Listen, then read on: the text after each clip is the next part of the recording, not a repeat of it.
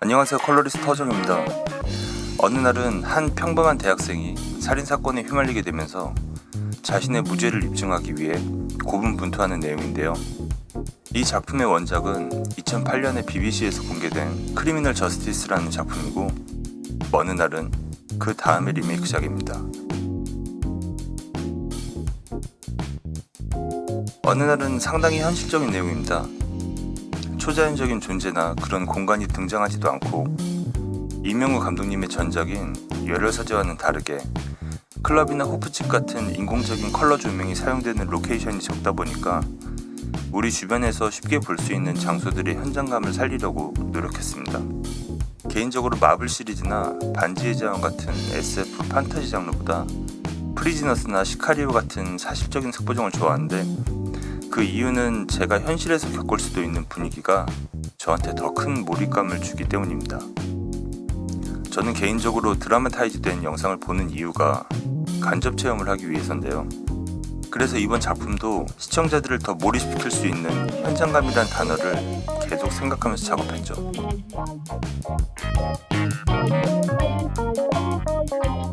저는 색보정할 때 가장 우선적으로 생각하는 부분이 자연스러움입니다. 저는 이야기의 흐름보다 이미지가 먼저 보이면 실패한 색보정이라고 생각하는데, 개인적으로 디지털 컬러리스트는 일선에서 칼을 들고 설치는 기사이기보다 기사 뒤에서 버프나 힐을 걸어주는 마법사 역할이라고 생각합니다. 마법사가 기사를 밀쳐내고 지팡이로 적을 때려잡으려고 한다면 그 게임은 망하겠죠. 기사가 가진 장점과 단점을 파악하고 뒤에서 장점을 증폭시키거나 단점을 보완해주는 게 컬러리스트의 역할이라고 생각합니다. 그래서 저는 원본이 가지고 있는 원래의 분위기를 변형시키기보다 증폭과 보완을 우선적으로 생각하는데, 유튜브에 있는 많은 컬러 그레이딩 튜토리얼을 보면 노드를 막 열 몇 개씩 쓰고 원본과 최대한 다른 요상한 분위기를 이끌어내려고 노력합니다. 그런데 그건 그냥 과시일 뿐입니다. 그리고 그런 스타일의 색보정은 실무에서 쓰지 않은 지 상당히 오래됐고요. 물론 이미지가 튀어나와야 하는 특정 상황이나 CF 같은 경우는 예외입니다. 어느 날의 도미넌트 컬러는 블루입니다. 네, 가장 명도가 낮고 차가움이 느껴지는 한색이죠. 블루는 동양인의 스킨톤과 대비되는 컴플리멘터리 배색에 유리하고 명도가 높은 사이언보다 이 작품의 분위기와 더 어울리는 색입니다. 물론 로케이션마다 포인트로 다른 색을 써야 하는 상황도 있었지만 주된 컬러는 저명도의 블루를 많이 사용했습니다. 자, 이제 영상을 보면서 설명드리겠습니다. 같은 씬 안에서 여러 공간이 나오면 분위기를 다르게 가져가야 할 필요가 있는데, 이야기 초반의 현수의 집이 그런 경우입니다. 이 씬에서는 거실, 현수 방, 그리고 친구들이 있는 풀빌라, 이 세 가지의 공간이 나오는데요. 가족들이 저녁을 먹고 있는 거실의 분위기는 저채도의 옐로우, 안절부절 못하는 현수의 방은 거실보단 차갑게 갔습니다.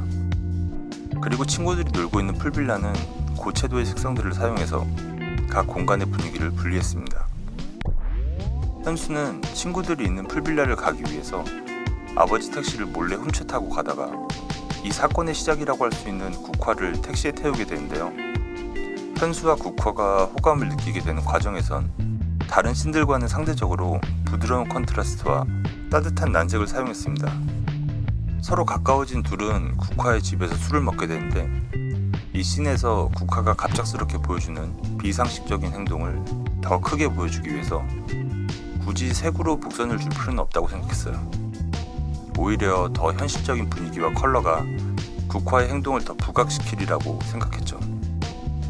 그리고 바로 뒤에 오는 씬에서 채도가 센 어넬러거스 배색이 사용되기 때문에 전 씬에서는 세게 가기보단 좀 참을 필요가 있었습니다. 다음 씬입니다. 야외 범죄 현장 같은 경우에는 항상 경찰차들이 많이 있죠.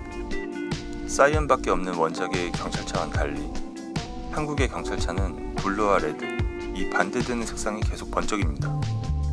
이런 상황에서 화면 전체에 그 둘을 방해하는 컬러 캐스트를 넣는다면 경찰차가 가지고 있는 그 이미지를 반감시키게 될 거고, 그 와중에 옐로우와 그린도 있는 환경이라 색상들이 벡터스코프상에 딱 찍혀있는 상황입니다.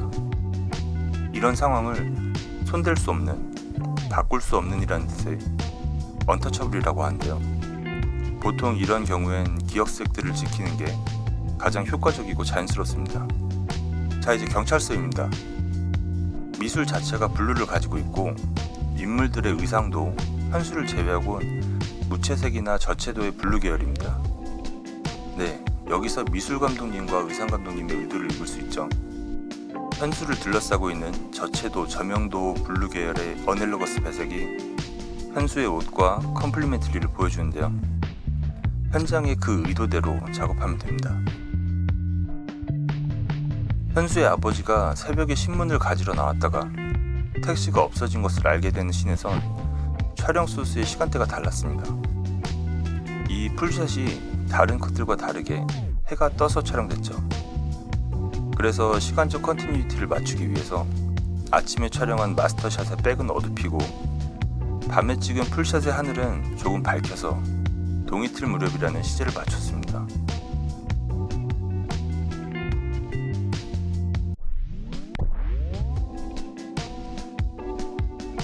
다음은 현수의 루미놀 검사씬인데요.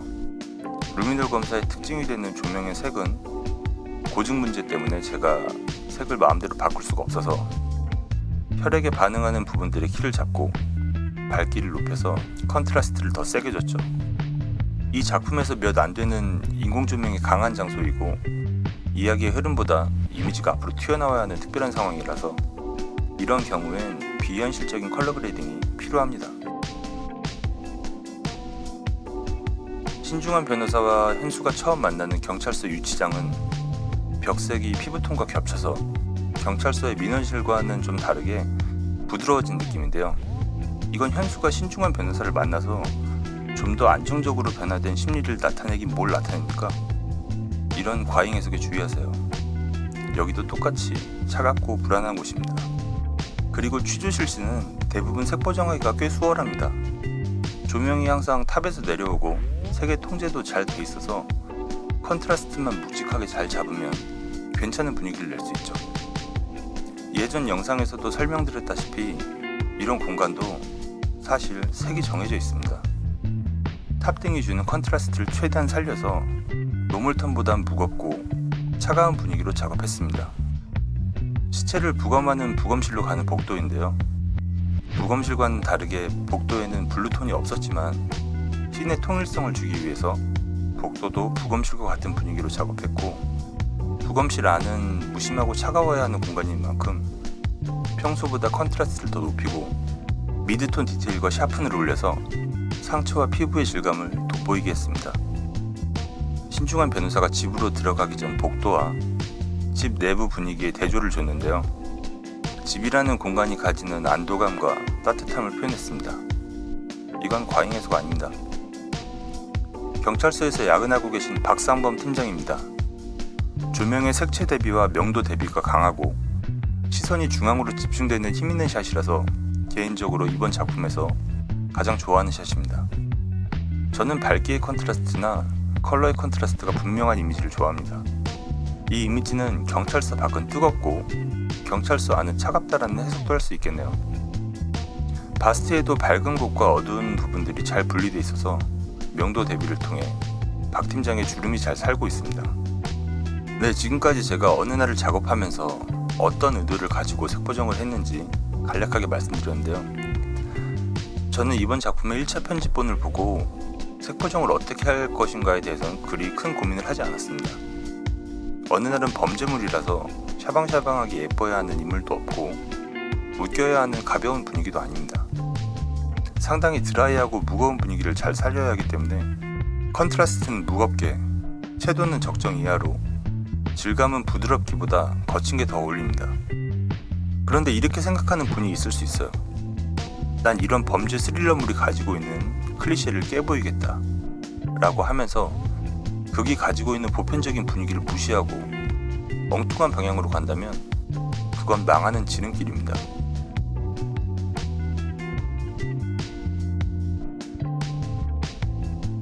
여러분은 이 장면에 어떤 색이 가장 어울린다고 생각하나요? 감옥은 따뜻할까요? 추울까요?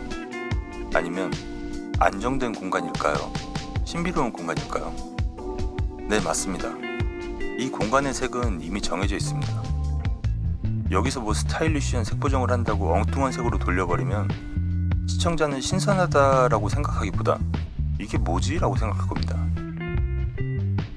다시 한번 말씀드리지만 컬러리스트는 직접 칼을 휘두르면 안 됩니다.